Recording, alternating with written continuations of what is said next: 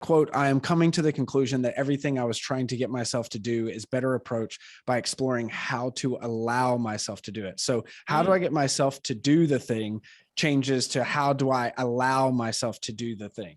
And I think that's a really interesting kind of change of perception and tone with yourself or with others. And I think kind of goes with this kind of stuff, especially if you're conflicted. You know what I mean? This is cool. This is really cool. I hadn't thought about that quote with respect to interpersonal stuff, but it's totally relevant. So it's like, Yeah. if you're trying to motivate yourself to do the thing, as I say in that post, you already have motivation to do it. Otherwise, you wouldn't be trying. Yeah. But So there's some blockage. the actual question is what is in the way. Yeah, yeah. So it's like, let me just see what that looks like interpersonally, because I've never thought about it. So we've got Bill and Jane or whatever, and they're trying to figure out, Bill wants to go to the party, Jane wants to like do the project or whatever. And maybe there's some question here that's like, how, like, as Bill, how can I allow the project to get done, or how can I allow Jane's desire for the project to get done to be satisfied? How can I allow while also allowing myself to satisfy my own desire to go to such a party? There's a kind of, it's funny because it puts you in a really funny role where you're like, wait, like I got to allow two impossible things to happen.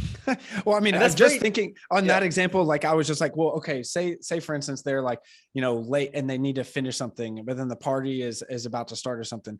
I mean, and this is me being very simplistic, but it's like, okay, Jane, I know you want to, do the project. I want to go to the party. But we are in a rock and a hard place. Well, how about we work on something right now for the next 30 minutes and get something done that we can achieve for tomorrow. And then we go to the party an hour late or whatever. Yeah. Whatever, like et cetera. So it's like something, I mean, it's not necessarily olive branches to each other, but it sort of is like, hey, I respect your thing. And in return, I'm assuming you respect me. So then let's kind of work at where is the middle ground? Where is it? Yeah. And the important thing to note is that sometimes the middle ground is going to feel like a compromise. Both people are going to feel like, no, I wanted the whole thing though.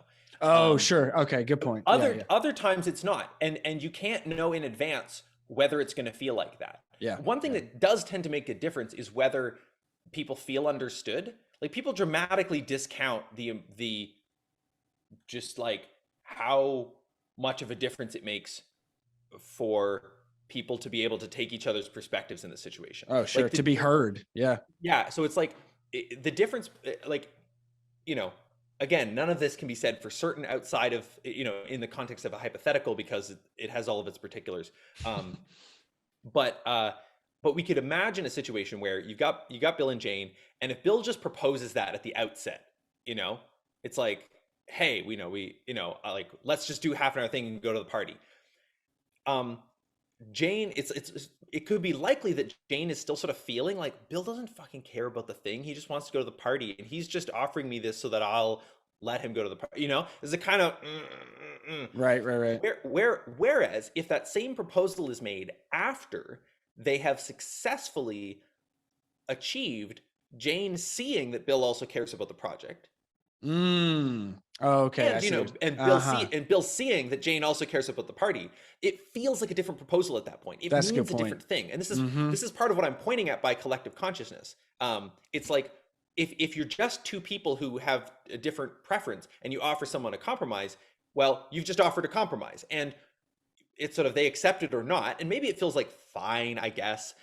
Maybe it even feels like okay, but that's very different from if you are not so much two people with with different preferences, but you're a whole system that's holding on to different parts of a thing that you are both feeling you'd like to both feel really satisfyingly resolved about.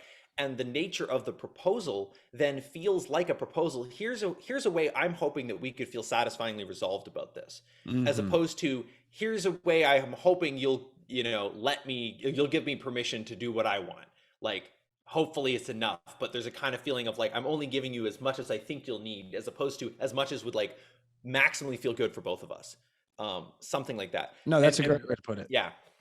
I mean, and that's a non-naive trust dance kind of encapsulates all of that. Yeah. So great, Yeah, great exactly. job Like, with the name. and like naive would sort of be if suppose that, you know, Bill said like, no, I totally care about the project. And Jane was like, I really feel like you haven't been though. Like I really, it's not just right now. Like there's something else. I really feel like you're not actually taking responsibility here. Like suppose that she's got some deeper sense and she can't actually trust him saying, I really care about the project. What would be naive would be for her to kind of go, you know, yeah, I mean, Bill says he cares about the project and he's a nice guy, so I guess he does. But some part of her is like, I really don't think so. That he does. Like, you know, and she's sort of pushing that down. Yeah. Yeah, and sort of that's where the naive comes from, which is I may end up refactoring the thing because naive is not really the best word to put to this. It's almost like non-suppressed trust. It's sort of like it's like integrated trust, right? It's sort of what I'm pointing at. It's or like relaxed trust. Like I don't feel like I'm forcing the trust. I just, you know, in the same way I'm trusting this glass right now to hold my water, like I'm just trusting that in fact, you know, you care about this thing. Like obviously, like I get that. And sometimes it needs to be pointed out, but once it's pointed out, you know, it's like, oh yeah, okay, of course, right, cool. And so, yeah, and that's different from like you could act as if you trust something, even if you kind of don't. And what you're actually trusting there is your ability to deal with the consequences if, in fact, it sort of doesn't hold your weight. Right. Like, you know, it's like, oh well, I don't trust this, but I trust that if it fails, I'll be fine. And so like you can sort of make a bet on that.